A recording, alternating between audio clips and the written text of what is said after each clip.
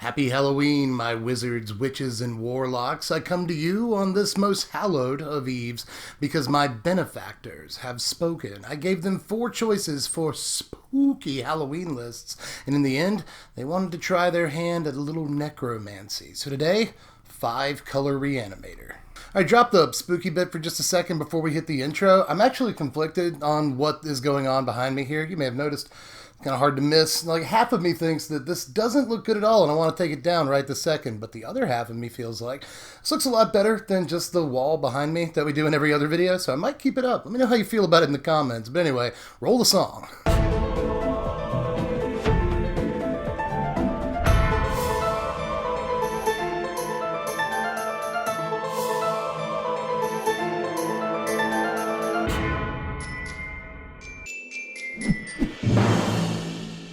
I should have gotten like little devil horns for Ziggy or something like that. I should have thought ahead, sorry, because today you're an evil mastermind's cat. You're not just any old YouTube kitty. Anyway, yeah, I said 5-color Reanimator back there. It can be done, but we are using the most evil of all shards, Grixis, as our mana base here. And Reanimator is still Reanimator. It's our job to get big evil creatures out way sooner than we have any right getting big evil creatures out. And it turns out we can do that pretty well in this format right now, given the tools that we have. Now, as usual, one of the concessions that Reanimator has to make is that we spend our early game pitching big stupid guys into the graveyard. No different here, so we're going to play 4 copies of Chart of Course, not the spookiest card in the world, but we're also going to play 4 Tormenting Voice, which you can totally make sound scary. But both of these essentially have the exact same function. They allow us to draw into important pieces while pitching stuff that we'd rather have in our graveyard into the graveyard. But of course, any dark wizard worth their salt is going to practice a little mental magic occasionally. So we're going to play 4 copies of Thought Erasure as well, because this allows us to get removal out of their hand or maybe counter spells that would stop our plan. That kind of rhymed. But it also allows us to sometimes surveil a big fat threat into the graveyard for later use.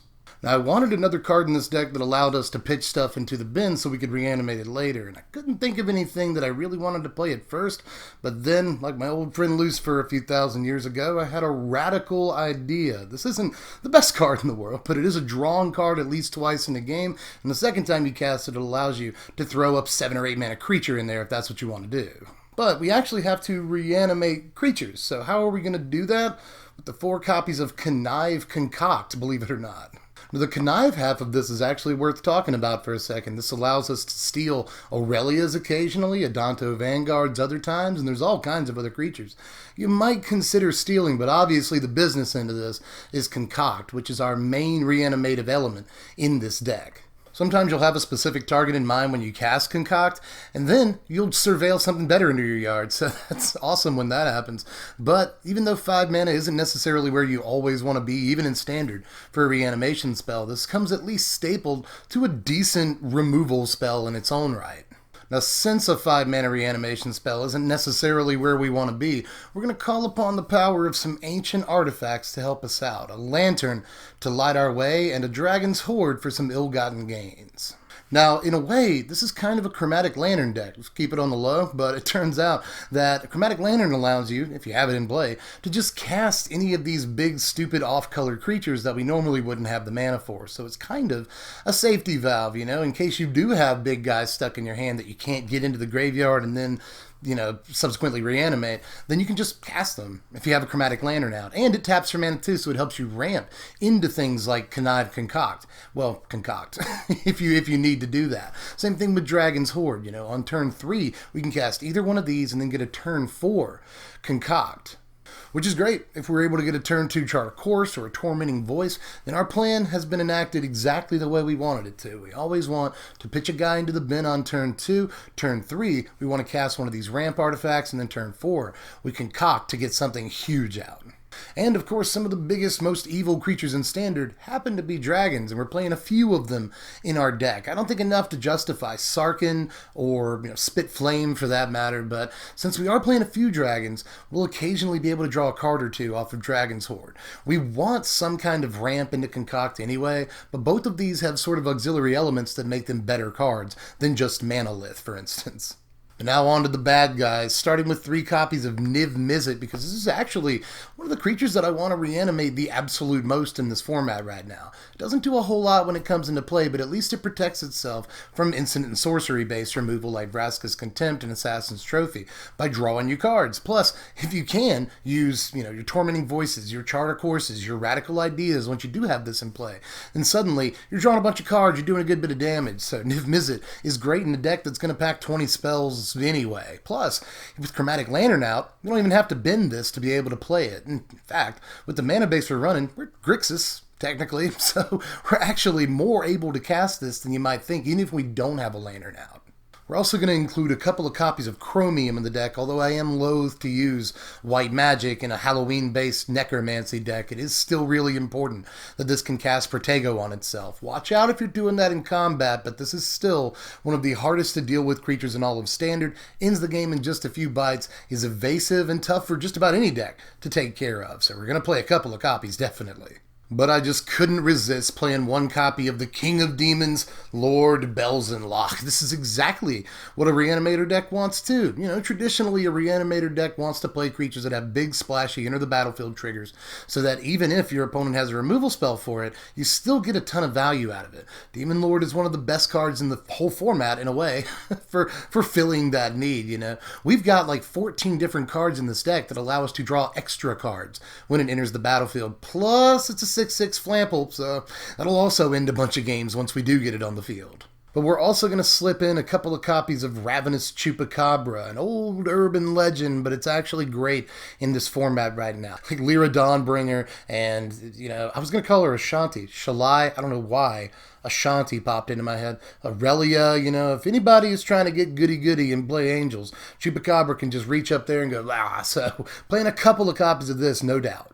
Let's finish off the main deck with a couple of copies of Pelakka Worm, because what's scarier than a big dumb sandworm? It actually goes with my shirt a little bit. But I do actually want to play Pelakka Worm. It's obviously the most difficult creature to play out of your hand in the entire deck. But again, Chromatic Lantern can help out with that. But this is actually one of the better creatures to reanimate on turn 4 in the whole format. Against aggro, this gains you back 7 whole life. Brick walls everything they're trying to do. And if they do manage to kill it, if any deck manages to kill it, you'll usually draw the card off of it too. So I actually love Pelakka Worm. In a deck that can get it on turn 4, Pelakka Worm is actually one of the best cards in the entire format, believe it or not. It also reminds me of Basketball, which I know probably none of you have seen actually, even though it's a Trey Parker, Matt Stone movie. I don't know how many people remember Basketball, but anyway, at the end, they're on the Malaka Laka board. Look at you guys! Fighting on the Malaka Laka board! So every time I look at Pelakka Worm, I think of Basketball, but that's neither here nor there. I stand by the fact that if a deck can get this earlier on in the game, turn 4, turn 5, in the mid-game somewhere, then it's actually a very, very effective card, even in the current format. So play a couple of copies of Worm. Now here's the mana base. This is where most of the money is. This is actually the scariest part of the deck, to keep with the Halloween theme, but this is the going Grixis mana base. It's got plenty of sources of pretty much every color that you want in the deck, even though it doesn't have any main deck green or white sources in the mana base. Again, Lantern, even Dragon's Horde to an extent, help us get those colors when we don't have them. But here's our sideboard, and there's really not too much to discuss. This is actually fairly simple. We've got Negate in there, a little blue magic to trip up the blue mages. Fight fire with fire in that way. But we've also got Eldest Reborn against those control decks, so we have yet another reanimative element. I didn't end up on this in the main deck because usually it takes until turn 6 at the earliest before you get your reanimated guy.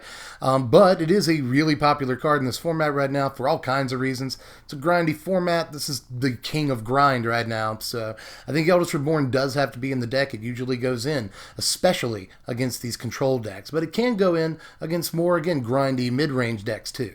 We're packing both Fiery Cannonade and Ritual of Soot. Powerful black magic in Ritual of Soot. This is going to take out most of the early game creatures that we hate. We just hate getting run over in the early game. We're trying to develop our plan on turn 2 and 3, and we just kind of concede those turns to aggro decks. Fiery Cannonade allows us to not have to do that, and Ritual of Soot allows us to execute our plan all the way up until turn 3, but still on turn 4, get a ritual down, reset the board, and make the next turn a lot better for us in terms of, when we reanimate our guy, we'll actually swing the game.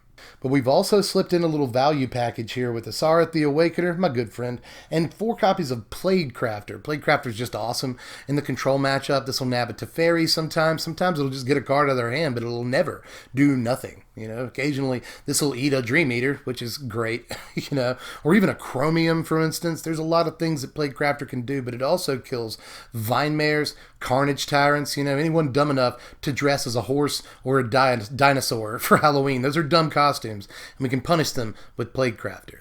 And Asareth is especially good with Crafter because it allows us to get Crafter more than once in a game. That's always a good thing to be able to do. And we've also got Ravenous Chupacabra for Asareth to abuse. And of course, we can just pay X mana instead of having to pay a bunch of different colors to get big creatures out of our graveyard once we do have the mana to do that. And here are your rankings of power here. A final score of 63, not too bad and fairly competitive, although the deck does cost a pretty penny, mostly due to the mana base. It's a little over $200, but less than $250 right now on TCG Player. But of course, as all great wizards know, powerful magic comes at a price.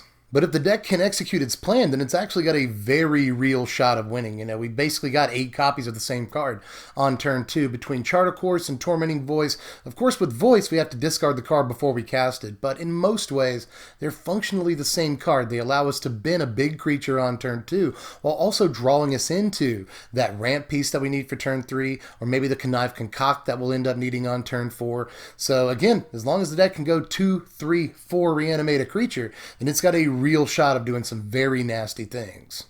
But of course, you could wuss out a little bit and just play blue and black. This was the original plan for the deck, by the way. This brings the budget down a little bit and even allows you to play more copies of Eldest Reborn in the main deck if that's what you want to do. But basically, you just play more Asareth, Plague Crafter, Ravenous Chupacabra in the main deck, and you can even play Connive Concoct still. And you just basically make a Reanimator deck that keeps reanimating value creatures that kill stuff when they enter the battlefield. And that deck is actually not that expensive to build. So if you wanted to, you could build that Value Town deck, but you don't see a Reanimator deck every day anymore, and I really wanted to go as crazy as I possibly could here while still making a very functional deck, and that's exactly what this thing is. So I hope that you give this thing a try. It is a little pricey, but you probably have a good amount of these pieces already. So try this deck out. If you want to have fun playing an old school looking Reanimator deck in Standard right now, this might be your best shot.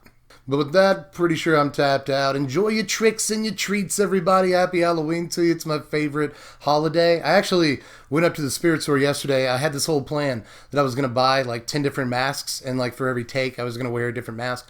But Spirit Store was pretty much completely cleaned out, and even though it was cleaned out, there were like 1,000 people in there with the same idea.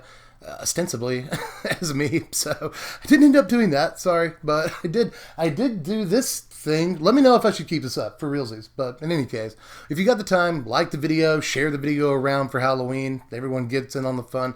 Do all the stuff. Follow me on Twitter at SBMTGDev. Subscribe to the channel if you haven't done that yet for more deck techs. There's a butt ton of them left in this format. Or of course, you could always join the Patreon for $1 whole every 30 or 31 days or so. Sometimes every 28 days. And then you'll be able to vote on what decks you want to see next. You know, I put 4 different Halloween-themed decks out for vote, and the other 3 might not ever be seen. I actually kind of want to do one of them on Friday. But in any case, there's a poll, 2 polls most weeks, that you can vote in to determine what decks I do next. So if you want to help do that, get over to the Patreon, pledge your $1 a month, and happy Halloween, everybody. I'll catch you cats later. Spread bugs and be slime.